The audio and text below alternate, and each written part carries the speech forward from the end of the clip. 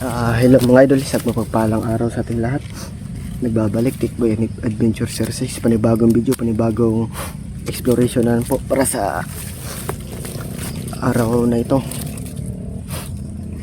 So yun mga idol, so kung magtataka kayo bakit nag-iba na yung sinuot kong jacket tsaka pajama, nagbihis ako kasi sobrang baho na yung damit ko, kaya ito pinalitan ko na. So yun mga idol, iniwan ko na lang yung bag ko kasi wala nang wala nang laman. Tsaka si Kuya Berto, nung kasama kami ay bumaba siya, kaya ako andito ako sa bundok.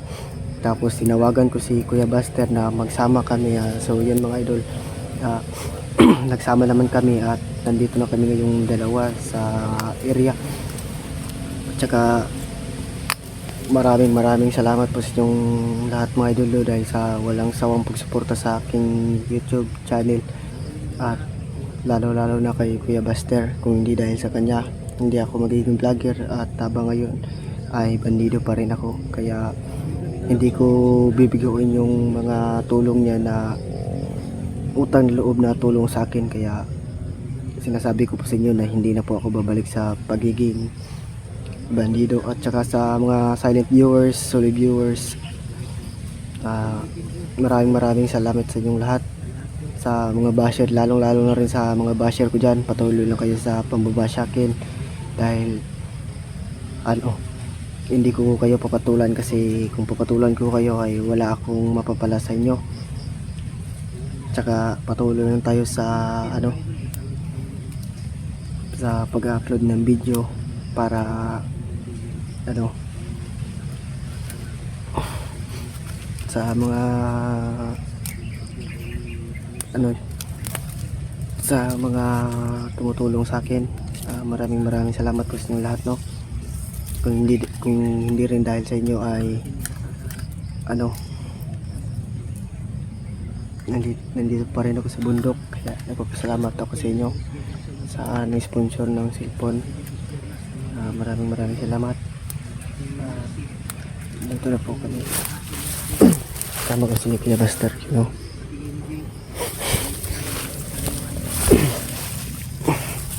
So yun mga idol, magpa-relax muna kami saglit dahil medyo masakit pa yung ulo ko. Tsaka ginamot naman ako ni Kuya Buster kanina, binigyan ako ng gamot.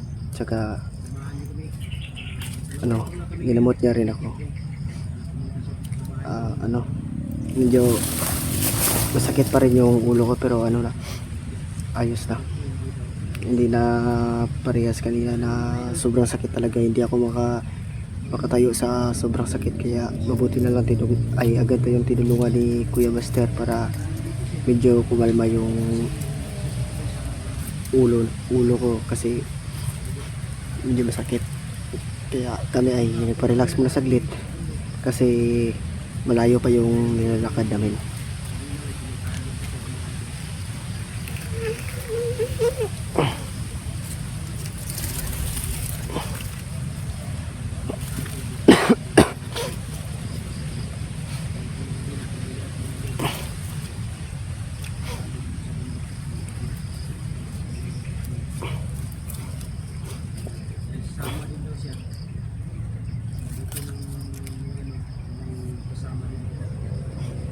So yun mga idol, patuloy na kami kasi medyo malapit ng magdilim, kaya hanap lang kami ng ng mapapag tulugan saglit, kasi iniwan ko na yung bag ko kasi wala lang bigas, wala lang tubig, wala lang tinapay. Hindi ko alam, baka kay Buster meron. Nandito si Tikboy mga idol. Hindi na lang daw sila nag-video ni Berto pagbaba. Nagulat nga ako kanina nang biglang dumating siya sa bahay. Nakababa na pala sila. Kaya sabi niya sa akin na sasama siya.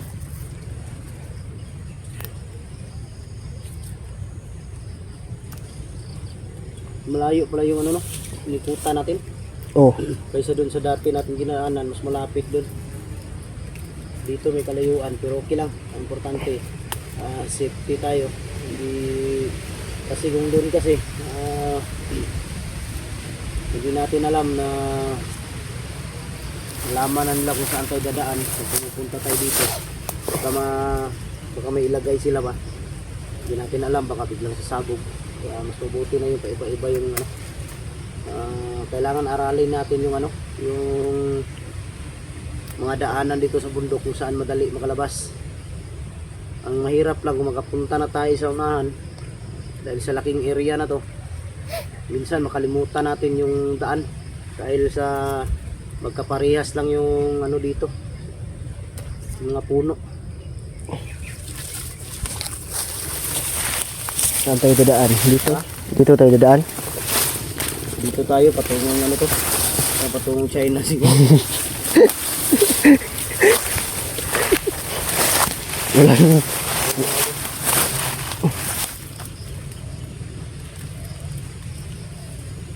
Ano daw, may problema din si Tikboy mga idol. Parang nagka-problema siya sa ano, sa kanilang relasyon ng kanyang asawa. Sabi niya sa akin na marami ba daw single na mga OFW. Sabi ko meron marami. Basta seryoso ka lang. Dahil parang kalabuan daw sila. Patungo daw sa bayan. Walang mga dahilan. Sabi ko sa kanya, huwag ka mag-alala, maraming single na mga OFW. Maraming kang magiging syuta na OFW. Basta seryoso ka lang. At huwag mo lang silang lukuhin. Oo nga, hindi naman ako nagloko. Sineryoso. Para mahalin ka nila ba? Mahalin mo sila, mahalin ka rin nila. Nagseryoso nga ako sa asawa ko, pero hindi pa rin sapat yung pagiging seryoso ko sa kanya. Istorya pala nito mga idol, yung ko ni Tikboy kanina. Habang nabihag siya, parang tawag dito, siguro nagsimula yung medyo nagkalabuan sila ng kanyang asawa dahil matagal din siyang nabihag. Sabi ko kay Tikboy na baka maayos pa yan, pero sabi ni Tikboy parang malabo na daw. Hindi ko alam dahil sila lang yung nakakaalam. Kung hindi kasi magkakaintindihan, mabuti na yung maghiwalay na lang para walang gulo ba. Total, isipin, marami namang lalaki, marami ding babae, kaya walang silbi, walang saysay yung yung magsama kayo na hindi kayo nakakaintindihan. Parang pangit yung pagsama ninyo, malas ba.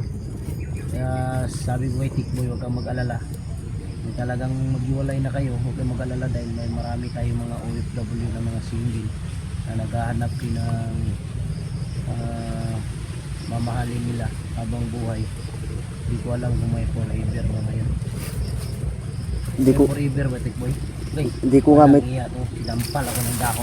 Hindi ko nga maintindihan kasi nagseryoso na ako ng maayos sa asawa ko Tapos kulang pa rin, hindi pa sapat yung pagiging pagmamahal ko sa kanya. Palakiya. Kaya yun, pinalitan ako. Pero wala akong nagawa dahil hindi ko naman kagustuhan. Pero baka yung asawa mo kulang sa ugoy-ugoy. Paano ugoy-ugoy na inano na nga. Iba na yung umugoy-ugoy. Uy. Walang iya. Uling-uli ko nga sa akto. Nahuli mo na may ugoy-ugoy na iba? Alang iyang buhay yan. Masakit man isipin pero ayos lang. Pangit naman nan. Walang kwenta yan. Di kung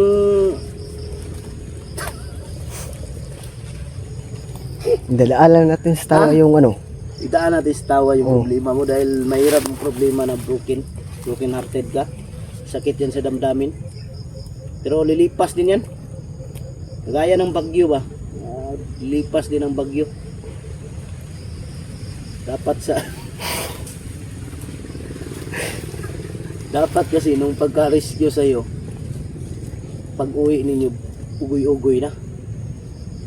Hindi pa pwede kasi masakit pa yung katawan ko eh. Ha? Masakit pa. Posible naman yung patutin mo yung apektuhan yan. Oo nga, kasi ano, ginampas tang Hindi. Naawa ko kay Tikboy kanina mga idol na naiiyak ba. Sa akin na ganun talaga ganun ang nangyari sa kanila. Medyo na ano din ako ba dahil siyempre lalaki ako mga idol. Ako'y taong seryoso kung magmahal. Na ano din ako sa sinabi ni Tikboy na kung kailan siya naging seryoso, doon pa siya naging doon pa siya lukuhin daw. Pero sabi ko sa kanya,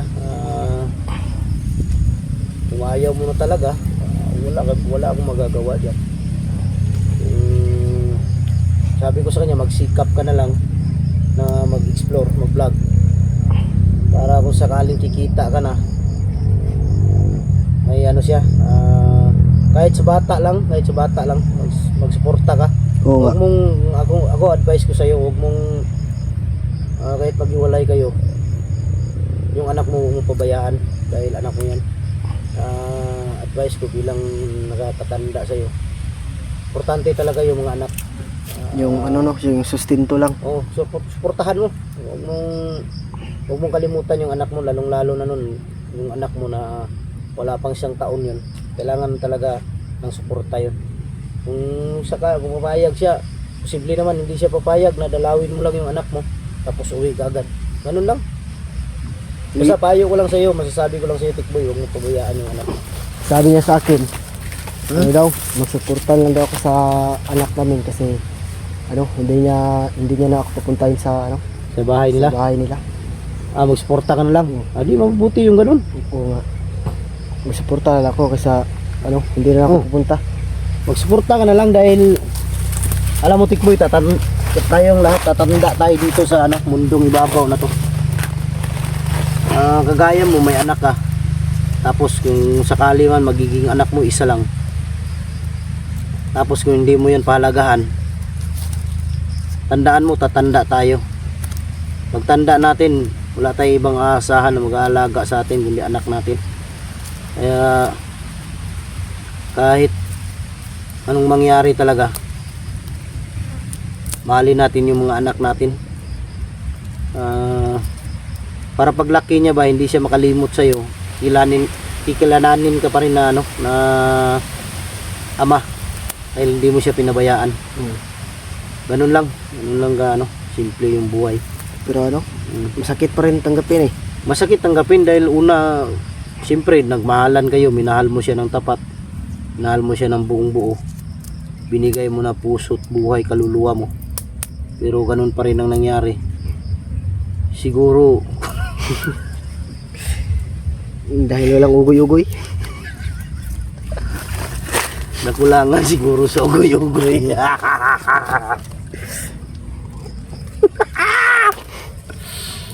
O nasobrahan sa ugoy-ugoy.